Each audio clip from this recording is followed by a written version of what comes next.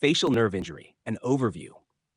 The facial nerve, cranial nerve 7, is a mixed nerve responsible for motor innervation to the muscles of facial expression, as well as providing taste sensation to the anterior two-thirds of the tongue, parasympathetic innervation to the lacrimal and salivary glands, and some cutaneous sensory innervation. Injuries to the facial nerve can lead to significant functional and cosmetic impairments. Causes of facial nerve injury. Facial nerve injury can occur due to various reasons, including 1. Trauma, temporal bone fractures, longitudinal or transverse, penetrating injuries, blunt trauma to the face. 2. Surgical complications, parotid gland surgery, mastoid or middle ear surgeries, skull base surgery. 3. Infections, herpes zoster oticus, Ramsay-Hunt syndrome, otitis media, and mastoiditis. 4. Tumors, parotid gland tumors, acoustic neuroma, facial nerve schwannomas. 5. Neurological disorders, Bell's palsy, idiopathic Guillain-Barré syndrome. 6. Congenital causes, Moebius syndrome, birth trauma. 7. Iatrogenic, improper injection or procedures. Clinical features. The clinical presentation depends on the site and severity of the injury. 1. Motor dysfunction, weakness or paralysis of facial muscles on the affected side, drooping of the mouth, inability to close the eye, lagophthalmos.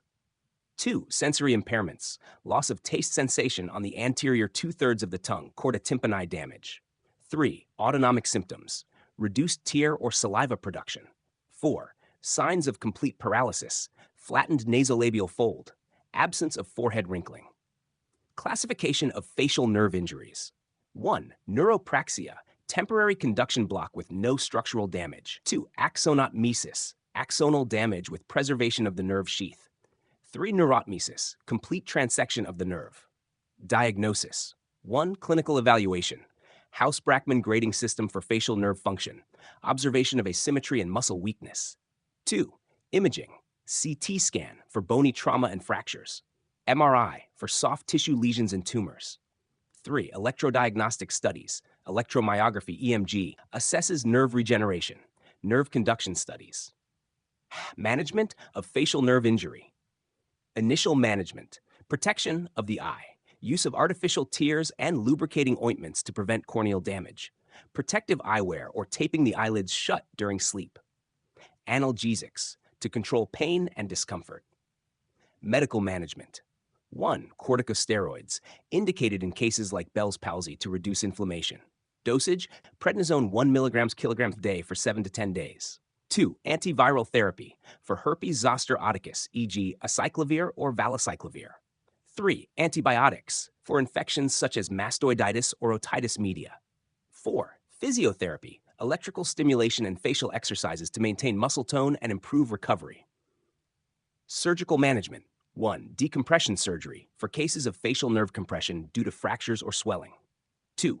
Nerve repair or grafting, indicated in cases of neurotmesis.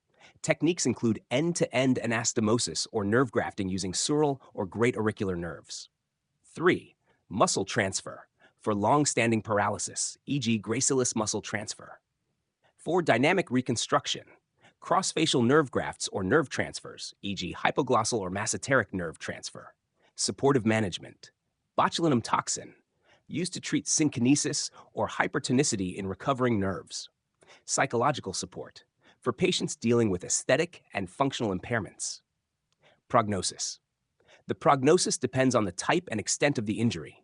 Neuropraxia generally resolves within weeks to months. Axonotmesis can take months to recover, and the outcome may be incomplete.